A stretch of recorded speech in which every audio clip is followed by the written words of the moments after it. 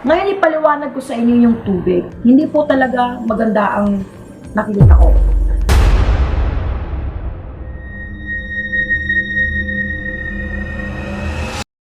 Hello po mga ka-PTV, sa video na ito ay tatalakayin natin ang mga nakakakilabot na pangitain na ikakagimbal ng mga residente dito ayon sa mga visions ni Madam Rudy Baldwin.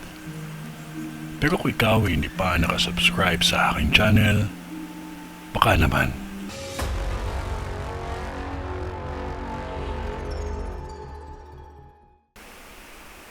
Sa vision ko, tatlong sasakyang panghimpapawid na magkakaaksidente o babagsak.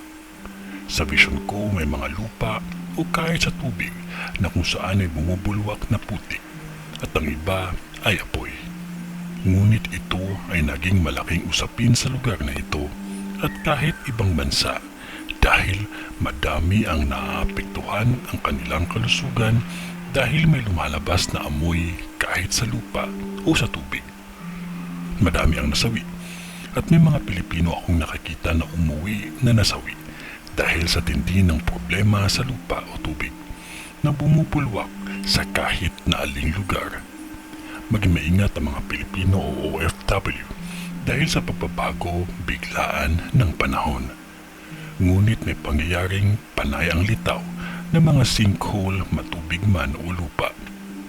Sa unang pagkakataon sa vision ko ay magkakadabigwan ang lugar na ito ng matindi, lalo na sa mga sinkhole na kung saan lumitaw sa kahit saang lugar.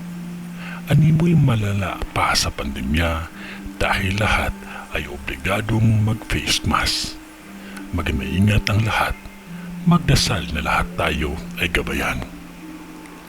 Nakikita ko sa vision ko ang dalawang aksidente dulot ng tren. Kung gaano man kadami ang nasawi sa mga nakaraang aksidente, ito ay magiging doble dahil walang mag-aakala na ito ay maaaksidente na lamang ng biglaan. At may mga mag-asawang nadamay dito. May nakikita ko sa vision ko na mahahati ang bahagi ng lugar ninyo.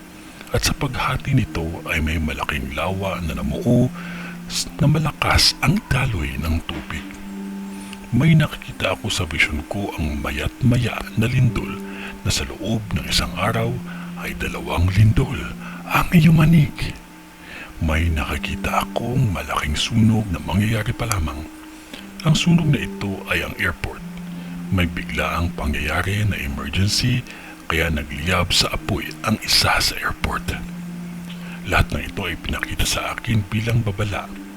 Sikat ka man o hindi, lalo na si Lindol, na kung saan nakikita ko na may kilalang personalidad sa showbiz at politika ang mga nasawi.